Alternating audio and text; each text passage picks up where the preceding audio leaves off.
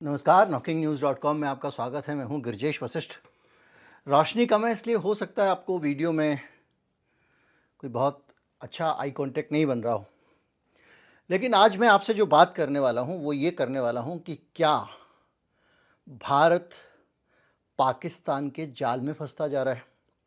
क्या हम पाकिस्तान के चंगुल में फंसते जा रहे हैं? क्या पाकिस्तान ऐसी चालबाजियां कर रहा है जिसके कारण भारत के लिए, भारत के लोगों के लिए मुश्किलें खड़ी होने वाली हैं? और क्या पाकिस्तान भारत को चौतरफे हमले करके घेरने का काम कर रहा है? क्या पाकिस्तान की इस चालबाजी के खिलाफ हमारे यहाँ, हमारे भारत में ठोस कदम उठाने के बजाय हम उसकी चाल में फंसते जा रहे हैं? आज हम इसको बहुत सिस्टमेटिक तरीके से समझने की कोशिश करेंगे और हम ये जानेंगे कि भारत के अंदर की परिस्थितियों को किस तरह से पाकिस्तान लगातार कंट्रोल कर रहा है, नियंत्रित कर रहा है, वो अपने तरीके से खेल रहा है और हम उसके जाल में फंसते जा रहे हैं। पहलगाम वाला जो मामला हुआ, उस मामले में जो सबसे पहला नैरेटिव आया, पाकिस्तान को ये तो नहीं पता होगा कि यही बात कही जाएगी या एग्जैक्टली ये कहा जाएगा कि हिंदू हो तो मारो या उसकी पहचान पूछ के मारा, क्योंकि अब तो 4-5 लोग पता चल गए हैं कि उस भीड़ में थे। अगर पूछ के मारा होता तो मुसलमान क्यों मरते? इसके अलावा सरकार की तरफ से अभी तक कोई भी आधिकारिक स्टेटमेंट ऐसा नहीं आया जिसमें ये नैरेटिव बताया गया हो। लेकिन ये जो नैरेटिव आया है हिंदू मुसलमान वाला, मुझे ऐसा लगता है कि पाकिस्तान की सबसे बड़ी इच्छा रही होगी कि इस हमले के बाद में इस नैरेटिव को ही चलाया जाए, भारत के अंदर सबसे ज़्यादा टारगेट मुसलमानों को किया जाए। मैं ऐसा क्यों कह रहा हूँ? कुछ घटनाक्रम पीछे के दिखाई देते हैं। याद कीजिए कि एक और हमला हुआ था पहलगाम से पहले, और वो हुआ था अमरनाथ यात्रियों के ऊपर हमला। उस हमले के दौरान भी ये परसेप्शन देने की कोशिश की गई पाकिस्तान के उन हैंडलर की तरफ से, और जो लोकल लोग, कश्मीर के लोग उन आतंकवादियों के साथ शामिल हुए, अभी तक जो बात आ रही है कि 2 लोकल भी हैं, उनकी तरफ से कि ये वॉर हिंदुओं के खिलाफ है। और ये मैसेज जो दिया जाता है, इसके पीछे एक बड़ी साफ बात है। वो ये है कि भारत का जो मुसलमान है उसको ये एहसास कराना कि भाई देखो, अब तुम्हारे ऊपर बहुत ज़्यादा ये अत्याचार कर रहे थे तो हम इसका बदला ले रहे हैं और हम तुम्हारे साथ हैं। हम तुम्हारे साथ जो हैं, वो वाली बात अगर आप देखेंगे तो किसी तरह से आप पीछे चले जाइए, थोड़ा पीछे चले जाइए, और आप देखेंगे कि वहाँ के कर्नल मुनीर का, ये तो कोई बच्चा भी नहीं मानेगा कि जो कश्मीर में हुआ उसमें पाकिस्तान का हाथ नहीं है। पाकिस्तान का हाथ तो है, लेकिन पाकिस्तान का ये जो खेल है उसमें एक भारत जैसा बहुसांस्कृतिक देश, प्लूरलिज्म वाला देश, जिसमें अलग अलग आइडियोलॉजी के देश हैं, लोग हैं, उस देश को टारगेट करना और उस देश को टारगेट करके वहाँ पर हिंदू मुसलमान के बीच में जो तनाव ऑलरेडी भारत की राजनीति में, भारत की कुछ पार्टियों ने अपने फ़ायदे के लिए एक खड़ा करके रखा हुआ है, सांप्रदायिक नैरेटिव, जिसके ज़रिए चुनाव जीते जाते हैं, जिसके ज़रिए कुछ पार्टियों का अस्तित्व है, सत्ता है, उस नैरेटिव को ही पाकिस्तान ने अपने हाथ से उठाया और भारत के खिलाफ इस्तेमाल किया।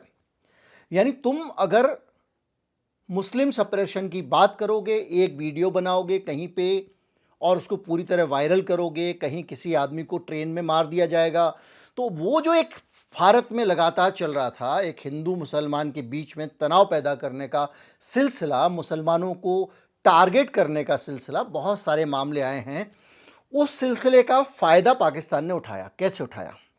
देखिए, उनके जो जनरल मुनीर हैं, उसने बहुत बढ़िया तरीके से, आसिम मुनीर जो हैं पाकिस्तान के, यानी वहाँ की सेना ने बहुत चतुराई से एक नैरेटिव को फ्लोट किया। उसमें बताया गया कि हिंदू और मुसलमान कभी एक देश नहीं हो सकते, वो 2 अलग अलग राष्ट्र हैं, और ये भारत के जो कॉन्स्टिट्यूशन है, हमारा संविधान है, और उसके ऊपर सीधा हमला है और पाकिस्तान की सेना बार बार इसे दोहरा रही है। यानी वो ये कहना चाह रहे हैं कि इन प्रिंसिपल भारत में हिंदू मुसलमान साथ रह ही नहीं सकते हैं। दूसरी तरफ उन्हीं की आईएसआई और उन्हीं के लोग आतंकवादियों की मदद से अमरनाथ जाने वालों पे हमला कराते हैं और कुछ दिन बाद पहलगाम का हमला होता है और पहलगाम के हमले में वो अच्छी तरह से जानते हैं कि भारतीय जनता पार्टी के लोग, आरएसएस के लोग इस नैरेटिव को सांप्रदायिक नैरेटिव बनाने की कोशिश करेंगे और उसके साथ ही वो खेल जाते हैं और वो एक नया प्रोपेगेंडा वार वहाँ से शुरू होता है। प्रोपेगेंडा वार क्या होता है? तरह तरह के फेक वीडियो भारत में बना के पाकिस्तान से, जो लोगों के दिमाग में जरा भी कॉन्स्पिरेसी थ्योरी आ सकती है, मुसलमान के दिमाग में जैसे भी भ्रम पैदा किया जा सकता है, उस भ्रम को पैदा करना और उस भ्रम को पैदा करने में सहायता कर रहा है इस देश का पहले से बना के रखा गया वातावरण।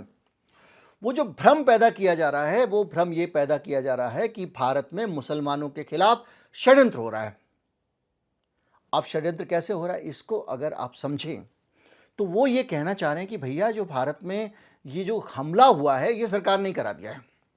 इस बात को बार बार पाकिस्तान की तरफ से फेक वीडियो बना के भारत में उनको सर्कुलेट किया जा रहा है और जो लोग मुस्लिम कम्युनिटी के लोग हैं या जो लोग कम समझ पाते हैं इन चीज़ों को, जो चाल नहीं समझ पाते हैं, वो और हिंदू कम्युनिटी के लोग इस वीडियो की आलोचना करते हुए ये क्या बकवास कह रहे हैं, ये उसको बार बार लोगों में सर्कुलेट कर रहे हैं और ये बता रहे हैं कि भारत की सरकार साजिश कर रही है। लेकिन उसमें जो आर्मी मैन दिखा रहे हैं, जिसके ज़रिए ये बात कहलवाई जा रही है, वो आदमी है पाकिस्तान, वो उसकी जो यूनिफॉर्म है वो इंडियन आर्मी की है ही नहीं।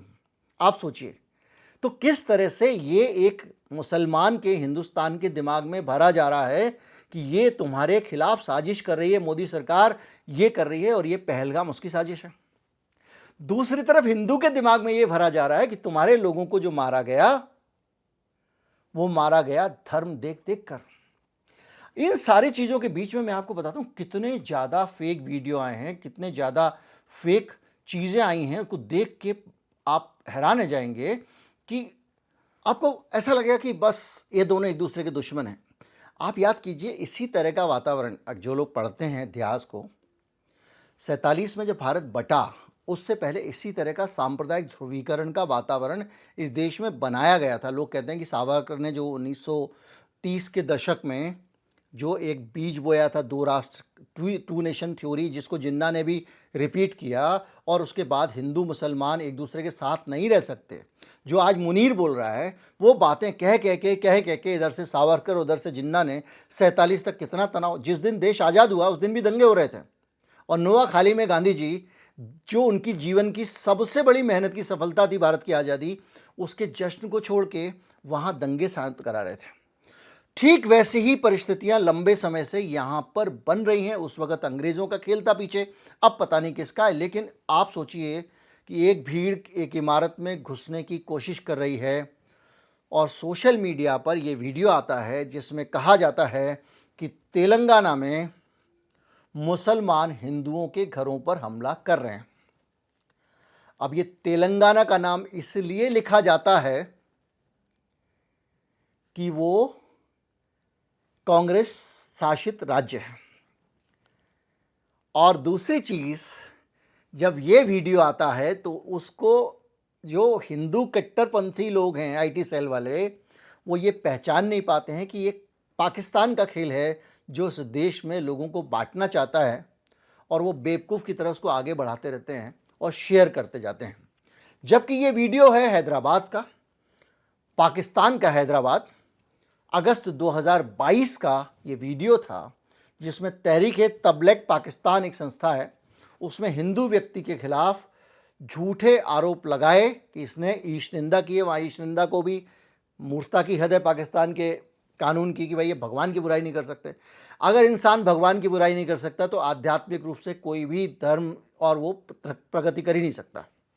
आलोचना प्रति आलोचना से ही विकास होता है। तो कांग्रेस की रैली में झंडा फहराया गया, एक वीडियो ये आया और ये भी जब आप वीडियो डालते हो तो उससे ये पता चलता है कि कांग्रेस की रैली में पाकिस्तान का झंडा फहराया गया है जी। तो शेयर करो, दबा के शेयर करो। कौन शेयर कर रहे हैं? जिनको वो टारगेट बना रहे हैं।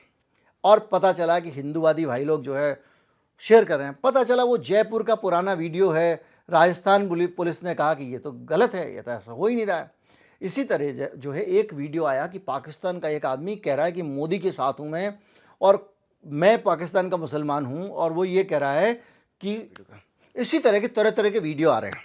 कोई आ रहा है कश्मीर की एक औरत कह रही है हम भारत के साथ रहना नहीं चाहते, एक औरत का एक वीडियो। इस तरह का बहुत सारा प्रचार इस देश में बगैर ये जाने कि ये वीडियो दूसरी तरफ से भी बने हो सकते हैं, सर्कुलेट हो रहे हैं। हिंदू मुसलमान का दुश्मन बन रहा है, और मुसलमान हिंदू का दुश्मन बन रहा है। और इस तनाव के बीच में जब आप पहलगाम का हत्या करते हैं तो एक पूरी आइडियोलॉजी खेल जाती है उस एक नैरेटिव पे कि धर्म देखकर मारा। और जब इस नैरेटिव पे वो खेलते हैं, इसमें डूबते चले जाते हैं, तो निश्चित तौर पे भारत की सरकार क्या करेगी? मोदी जी क्या करेंगे? ये तो नहीं कहेंगे ठीक है भाई, तुम अगर किसी एक कौम के खिलाफ हो तो टूट पड़ो। जाहिर बात है कि हमको ये करना पड़ेगा कि कहीं ना कहीं जो आतंकवादियों को ढूंढा जा रहा है, कश्मीर में सर्च ऑपरेशन चल रहे हैं, वो एक बेहतरीन स्टेप है, वही काम करना चाहिए था। लेकिन वो एक जेस्चरिंग भी करनी पड़ती है, जनता को अपनी शांत रखना पड़ता है। दुनिया के हर देश में सरकारें ये करती हैं। तो उन्होंने क्या किया? पाकिस्तान के ऊपर कह दिया कि 5 प्रतिबंधों का ऐलान कर दिया, हम पानी बंद कर देंगे, ये कर देंगे, बहुत सारी चीज़ें। और ये जो सिंधु वाला जल वाला मामला है, ये मैंने आपको कल के वीडियो में बताया था कि ये आसानी से संभव नहीं है, ऐलान कर दिया है, क्योंकि यही ऐलान वो पहले भी कर चुके थे, पुलवामा के बाद भी किया था। इससे बहुत खुश हो जाते हैं लोग, इसलिए उसको उसमें लिख दिया होगा, लेकिन वो संभव तो नहीं है। लेकिन इस गलती का भी फायदा पाकिस्तान ने उठाया। सोचिए पाकिस्तान किस तरह से चालबाज है और शातिर है। उसने इस गलती का भी फायदा उठाया, उसने सीधे उठा के भारतीय विमानों के लिए अपना हवाई क्षेत्र बंद कर दिया। अब आपकी जो पश्चिम की तरफ जाने वाली उड़ानें हैं वो पाकिस्तान के ऊपर से उड़ के नहीं जाएंगी, तो क्या होगा? जाहिर बात है कि उनको घूम के जाना पड़ेगा। घूम के जाना पड़ेगा तो एक आर्थिक नुकसान भारत का होगा, बड़ा नुकसान है। सीमा बंद करने वाला मामला है, उसने भी उधर से बंद कर दिया, हमने भी कर दिया। और अफगानिस्तान जो हमसे कनेक्टेड था, पाकिस्तान के खिलाफ काफ़ी हद तक हमसे दोस्ती करता था, उसके साथ हमारा व्यापार बंद हो गया। आप सोचिए कितनी चतुराई से खेला उसने। जो भारतीय नागरिकों के वीज़ा निलंबित किए और दोनों देशों के बीच में जो व्यापार हमने भी निलंबित किए, उसके कारण क्या हुआ कि एक जो गुंजाइश बनती थी, कुछ एक डोर बंदी थी कि जिसके कारण लोग को लगेगा भाई कुछ वो भी गड़बड़ हुई। इसके साथ साथ सारे व्यापारिक संबंध भारत के साथ उसने सस्पेंड कर दिए। अब तक जो सीन था उसमें भारत को जो सबसे बड़ा नुकसान होने वाला है, भाई पाकिस्तान से जो कुछ आता है वो हम कहीं से कुछ भी अरेंज कर लेंगे, लेकिन जो सबसे बड़ी चीज़ है, जो सेंधा नमक आता है जिसको हम खाते हैं यहाँ पे, रॉक साल्ट, उसकी फिर किल्लत हो जाएगी। कभी कभी प्याज आती है, उसकी अभी तो हमको ज़रूरत नहीं है, उससे कोई फ़र्क नहीं पड़ेगा। लेकिन सबसे बड़ा खेल जो पाकिस्तान ने इन प्रतिबंधों में किया, उसको तो हम किसी भी तरह से नज़रअंदाज नहीं कर सकते। क्या खेल किया? खेल किया कि जो शिमला समझौता हुआ था इंदिरा गांधी और भुट्टो के बीच में 1972 में, जिसमें यह तय किया गया था कि हम दोनों देशों के बीच में कोई भी तनाव होगा, हम दोनों आपस में बातचीत करके शांतिपूर्वक तरीके से सुलझाएंगे, यानी किसी भी तरह से हमारे मामलों में बाहर वाले की दखलंदाजी नहीं होगी। इससे फ़ायदा ये था कि ना तो अमेरिका हमारा बाप बनेगा, ना चीन हमारा बाप बनेगा, ना यूएन में जाके कोई यूरोप खेल करेगा। हम दोनों भाई हैं, भले एक दूसरे के दुश्मन निपटा लेंगे।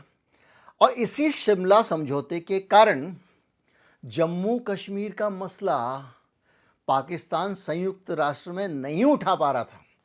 जम्मू कश्मीर के अंदर जनमत संग्रह कराने की पाकिस्तान की मांग इसी एक समझौते के कारण नल एंड वाइड हो जाती थी, ख़त्म हो जाती थी कि भैया आपने आपस में तय करने का तय किया हुआ है तो इसमें संयुक्त राष्ट्र हस्तक्षेप नहीं करेगा।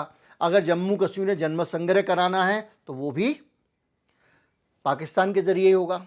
आप अच्छी तरह से जानते हैं कि जम्मू कश्मीर का जो इलाका है और पाक अधिकृत कश्मीर है, पाक अधिकृत कश्मीर को तो उन्होंने रेडिकलाइज कर ही लिया है, और ये इलाका भी हमारे यहाँ के पॉलिटिशियंस की मेहरबानी से, सहयोग से, और पाकिस्तान ने बुरी तरह से रेडिकलाइज किया हुआ है। तो एक बड़ी पॉपुलेशन इन दोनों नहीं, एक ही कश्मीर है, हमारा है वो भी, क्योंकि भारत सरकार का संकल्प है और ये संकल्प बहुत साल पहले, शायद उस वक़्त प्रधानमंत्री मनमोहन सिंह थे अगर मुझे ठीक से याद है, या अटल जी थे, तब हम घोषित कर चुके संसद हमारी कि वो हमारा अभिन्न अंग है।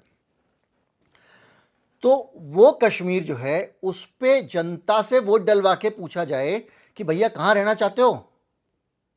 पाकिस्तान के इस इरादे के बीच में सिर्फ यही एक शिमला समझौता है 72 का, और इस शिमला समझौते को उसने रद्द कर दिया। इस शिमला समझौते को रद्द करने का मतलब यह है कि पाकिस्तान अब अपनी चतुर रणनीतियां बनाकर हमको चारों तरफ से घेरने की कोशिश कर रहा है और वो सारे काम कर रहा है जो हमारे खिलाफ वो यूज कर सकता था। हमने एक सिंधु नदी वाला काम किया जो अभी संभव नहीं है, और उसका फायदा उठा के उसने पूरा कम्युनल एजेंडा पेल दिया।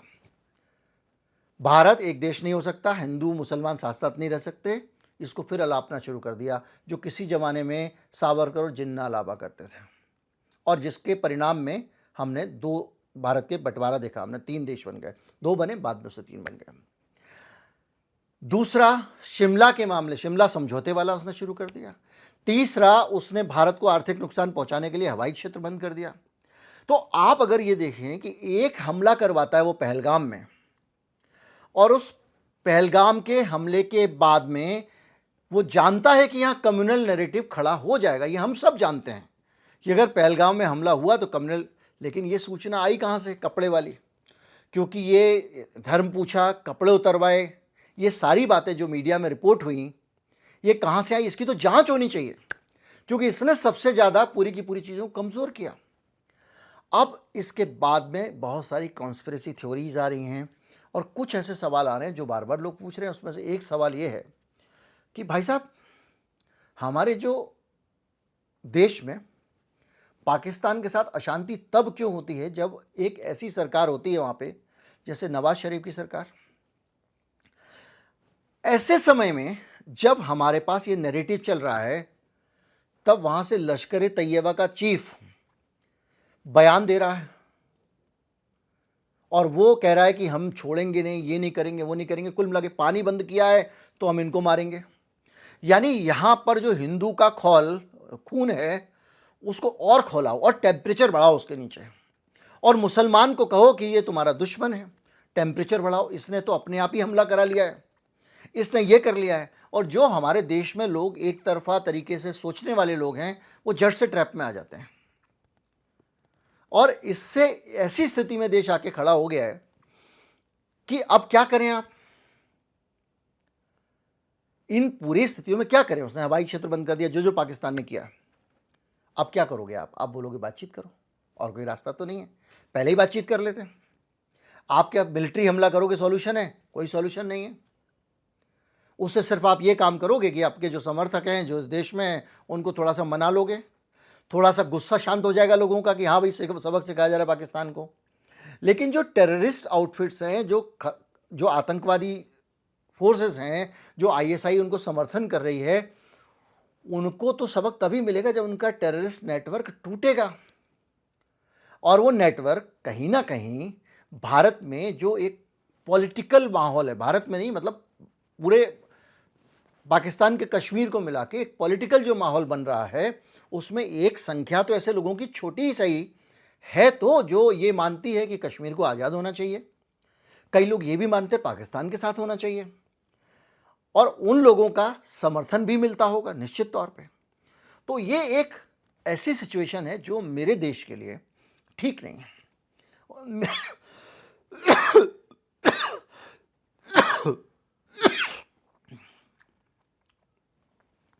और ऐसे में मेरे देश के नागरिकों की जिम्मेदारी क्या बनती है?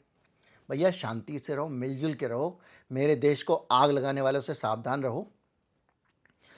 आतंकवादी थे 2 और उनके 2 भारतीय साथी थे, मान लिया, जो इंडियन कश्मीर के लोग थे। इसके अलावा बाकी सारे कश्मीरी तो सड़क पे उतरे हुए लड़ रहे हैं, कश्मीर में बंद का आह्वान किया जा रहा है।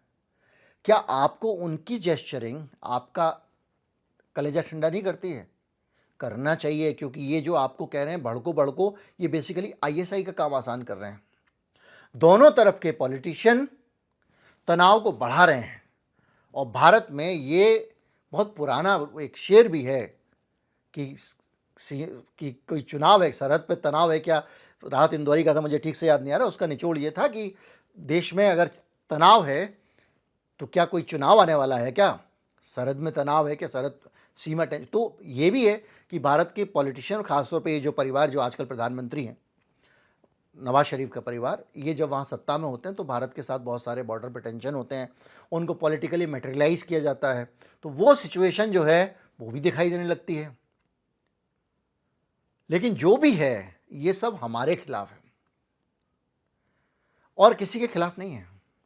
इसका नुकसान हमको होगा, बाकी सबको फायदा होगा।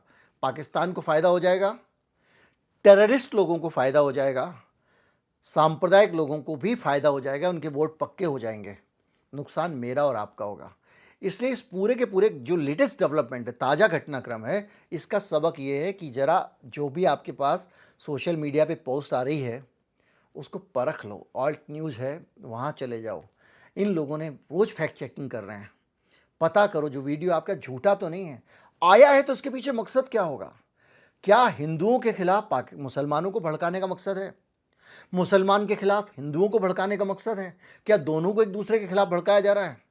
इसको नहीं समझेंगे तो ये देश के लिए ठीक नहीं होगा। उम्मीद करता हूँ वीडियो आपको अच्छा लगा होगा। अच्छा लगा हो तो ज़्यादा से ज़्यादा लोगों तक पहुँचाएं, चैनल को सब्सक्राइब कर लें। नमस्कार, जय हिंद।